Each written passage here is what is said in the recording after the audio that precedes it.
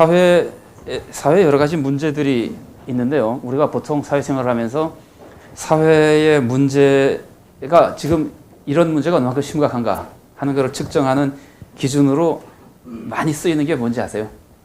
뭘 보면 그 문제가 그렇게 심각한 거라고 생각하게 됩니까? 도덕성이요? 네, 제가 질문을 잘 못한 바입니다. 답변이 조금 다른 방향으로. 아니, 그건 맞는 말씀인데요. 제가 말씀드리는 거는 사회에 예를 들면은 우리나라 교통 문제가 보통 문제가 아니라든가 뭐 여러 가지 문제가 있을 때 그 문제의 심각한 정도를 측정하는 기준으로 많이 쓰이는 것이 그런 문제로 사람이 얼마나 많이 죽는가 하는 겁니다. 그래서 뭐 가정폭력 그래도 가정폭력으로 그냥 그치지 않고 그걸로 인해서 얼마나 많은 아이들이 뭐 해를 당하는가 뭐 이런 식으로 이제 생각하게 되는데 확실히 사람이 생명을 중요하게 생각하기 때문에 얼마나 많이 죽느냐 하는 거는 그 문제의 심각도를 측정하는데 상당히 중요한 기준이 되는 것 같아요. 그래서 우리가 문제를 좀 얘기하다가 이런 문제로 이렇게 많은 사람이 죽는다 그러면은 정신이 번쩍 나죠. 사람이 제일 많이 죽는 그 문제가 어떤 문제가 있을까요? 잘 모르겠습니다. 제가 정확한 건지는 잘 모르겠는데 최근에 어느 목사님이 하시는 말씀을 들어보니까 낙태로 인해서 그 생명을 잃는 숫자가 1년에 우리나라만도 얼마쯤 되는지 아세요? 적어도 대부분 사람들의 생각은 태어나는 숫자보다는 많을 거라고 생각하는 것 같아요. 어떤 분 얘기는 그건 아무도 모르겠죠. 그죠? 다 비밀리에 대부분은 그렇게 하니까 한 100만 명 정도 될 거라고 그러는데 1년에 100만 명이라면 그것도 우리나라에서만 상상도 할 수 없는 숫자입니다. 정말 그게 맞다면요. 근데 그 사람이 죽는 문제 중에서 가장 심각한 문제 중에 하나는 제가 이해하기로는 그 굶주림으로 죽는 겁니다. 굶어서 죽는 거. 굶어서 죽는 숫자를 유니세프나 이런 기관에서도 조사하고 뭐 여러 기관에서 조사했는데 제가 본 통계에 의하면은 제일 조금 얘기한 숫자가 세계적으로 1년에 1,300만이고요. 보통 많이 얘기하는 숫자는 1,500만 내지 1,800만 정도 사이고 미국에서 한번 본 기독교 연감에는 3,500만으로 되어 있습니다. 근데 그것도 굉장히 애매할 것 같아요. 마지막으로 죽는 것이 뭐 굶주림만으로 죽은 것인지 마지막 얼마 동안에 다른 뭐 합병증이 생겼는지 판단하기가 어렵기 때문에 정확한 숫자는 알기 어려우리라고 생각합니다만 어쨌든 가난 때문에 죽는다. 이거는 순전히 가난하기 때문에 죽은 것이다 라고 하는 숫자를 합치면 확실히 굉장한 숫자가 될 것 같습니다. 2차 세계대전이 전쟁으로서는 아마 우리가 최근에까지 겪은 것 중에서 가장 큰 전쟁인 것 같은데요. 2차 세계대전 때 민간인까지 합쳐가지고 전쟁으로 죽은 사람 숫자가 1년에 6년 정도 전쟁을 했는데 6천만 명이 안 됩니다. 전체 합쳐서. 그러니까 1년에 1,000만 명이 안 됩니다. 전쟁으로 죽은 숫자가. 근데 굶어서 죽는 숫자는 1년에 아무리 적게 잡아도 1,500만 가까이 잡기 때문에요. 대단한 숫자라고 생각할 수 있습니다. 그런데 정말 그 아이러니컬한 것은 너무 잘 먹어서 죽는 사람도 굉장히 많습니다. 이게 굉장히 심각한 아이러니인 것 같아요.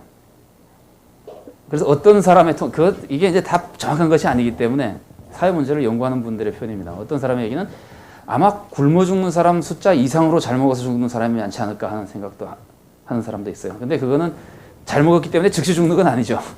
그러나 잘 먹었기 때문에 잘 먹는다는 말이 좀 이상하긴 합니다만 영양 과다 섭취로 좀 빨리 죽게 되는 경우가 많은 건 틀림없는 것 같습니다.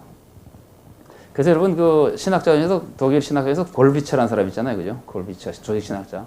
그분이 가난 문제에 대해서도 많이 다뤘는데 그분의 그러니까 연구하고 그 발표한 바에 의하면은 대략 보신 것이겠지만 인류의 3분의 1은요, 3분의 1은 살이 안 찌기 위해서 노력하고 어떻게 하면은 살이 안 찌지, 그러니까 우리말로 하자면 다이어트를 하느라고 관심을 가지고 있고 3분의 2는 어떻게 하면 굶지 않을까 하고 관심을 가지고 산다 그래요. 그런데 그 더 비극적인 아니면 부끄러운 얘기는 그 3분의 1의 사람들의 종교가 되게 뭐겠어요? 그 3분의 1 다이어트를 하기 위해서 그 어떻게 하면은 살이 찌지 않을까 걱정하면서 음식을 조절하려고 노력하는 사람의 대부분이 기독교인이라는 겁니다. 왜냐하면 거의 다 기독교 국가거든요. 그래서 이제 그 반성해야 된다. 이제 이런 뜻으로 그분이 말씀하신 거겠습니다만은 식량의 문제가 이렇게 심각함에도 불구하고 사람이 많이 굶어 죽을 만큼 식량을 잘 배분하면은 아직도 굶주림의 문제는 그 생산량이 모자라서 그렇게 굶어 죽는 것은 아니라고 볼 수 있습니다. 휴양지까지 많이 있는 것도 염두에 둔다면요. 그런 의미에서 재물을 올바르게 사용하는 것이 얼마나 중요한 문제인가, 사회적으로 지금 이게 얼마나 심각한 문제인가 하는 걸 우리가 짐작할 수 있는데, 재물 사용은 사실은 사람이 뭐 굶느냐 굶지 않느냐는 문제를 떠나서요, 신앙생활에 있어서도 굉장히 중요한 문제입니다. 재물은 신앙생활에 있어서 아마도 가장 무서운 방해거리일지도 모릅니다. 그렇게 감히 제가 표현할 수 있는 것은 예수님께서 교훈하신 것 중에 신앙생활에 있어서 하나님과 맞서는 가장 무서운, 거의 예수님이 말씀하신 것으로서는 유일한 하나님과 맞서는 우상으로 표현한 것이 만몬이거든요. 소위 재물이거든요. 그래서 재물은 그 우상의 자리를 차지하면서 앞으로 신앙생활에 지금까지도 그랬지만 점점 더 무서운 악영향을 미칠지도 모릅니다. 더군다나 사회가 자본주의 사회가 지금은 그 어떻게 보면 승리한 것처럼 되어 있잖아요. 그런 의미에서 자본주의 사회에서는 더군다나 돈이 힘이기 때문에, 그래서 앞으로 그 재물과 관련된 문제는 우리들에게 보통 문제가 아니라고 생각합니다만, 그래서 재물을 바르게 사용한다고 하는 것은요, 어떤 의미에서는 우리가 지금 요즘 많이 하는 표현이나 운동 중에 하나가 생명운동 아니에요. 그래서 환경 문제, 뭐 생태, 아니면 그 여러 가지를 생명과 관련해서 운동을 하고 있는데 굉장히 좋은 일이라고 생각됩니다. 생명이 그만큼 중요한 것이니까요. 근데 생명운동과 관련해서 해야 될 어쩌면은 가장 중요한 정말 몇 개 중에 하나가 재물을 올바르게 사용하는 문제라고 볼 수 있을 것 같아요. 재물을 올바르게 사용하면은 그 즉시로 1년에 1000만 명 이상의 사람을 살릴 수 있습니다. 그런 점에서도 그러니까 좀 지상적인 얘기긴 합니다만 생명운동이 될 수 있고, 그것보다 더 두려운 것은요, 재물을 잘 사용하지 못하면은 사람들이 천국에 못 갈 위험성이 많습니다. 그러니까 재물을 바로 사용한다고 하는 것은 이 지상에서 지금 사람들이 구원을 얻도록 돕는 것일 뿐만이 아니라, 재물을 잘 사용하도록 돕는 것은 그 사람이 천국으로 갈 수 있도록 인도하는 거라고 볼 수 있습니다. 이거는 영적으로나 육적으로나 사람을 살리는 데 있어서 아마 지금부터 얼마 동안은요, 사회가 어떻게 변할지 모르겠습니다만 아마 제가 개인적으로 생각에는 가장 중요한 문제라고 생각합니다. 우리 복음성가 중에서 이런 노래 있죠. 돈으로도 못 가요 하나님 나라 있죠. 근데 그 가사는 돈 아무리 가지고 있어서 천국 못 간다 그냥 그런 뜻인데, 돈 써가지고 천국 못 간다 그런 뜻인데, 저는 그 찬양 그 가사를 들을 때 가끔 생각나는 것이, 돈으로도 못 가는 건 틀림없는데 돈을 아무렇게나 쓰고도 못 가는 것도 틀림없습니다. 그러니까 돈을 써서 뭐 돈으로 천국 가는 표를 사는 건 아닌데, 돈을 올바르게 쓰지 않고는 천국 가는 표를 사기가 좀 어려울 겁니다. 천국 가는 표는 산다는 표현이 좀 이상합니다만, 하여튼 그게 이제 누가복음 16장에 그런 유사한 표현이 나오죠. 불의한 재물로 뭐 친구를 사귀라, 그래야지 천국에 갈 것이다, 이런 표현이 나오잖아요. 그러니까 돈을 아무렇게나 사용하고도 천국에 갈 수 있는 건 아닙니다. 재물의 사용에 대한 심각성이 얼마나 우리들에게 중요한 건지 모릅니다. 누가복음 16장은요, 성경을 뭐 그렇게 하여튼 제가 이해하고 있는 바로는 성경에서 재물에 관한 교훈이 제일 길게 나와 있는 부분인 것 같아요. 누가복음 16장. 그래서 제가 재물에 대한 얘기를 많이 말씀드렸습니다만, 누가복음 16장은 전체가 재물에 관한 교훈이라고 생각이 됩니다. 거기 이제 14절부터 18절에 대한 다른 의견도 있긴 합니다만은, 아마 그것까지도 그 전후 비유를 설명하는 데 유용하게 쓰이기 때문에 16장 1절부터 31절까지 전체가 다 철저하게 재물에 관한 교훈이라고 생각이 되는데, 자, 그러면은 16장에 나오는 비유, 이제 불의한 청지기 비유와 부자와 나사로의 비유, 불의한 청지기 비유를 조금 살펴보면은요, 불의한 청지기 비유의 위치는 여행 이야기에 나옵니다. 우리가 잘 아는, 지금까지도 계속해서 여행 이야기에 나와 있는 것만 지금 살펴봤습니다만 나오고요.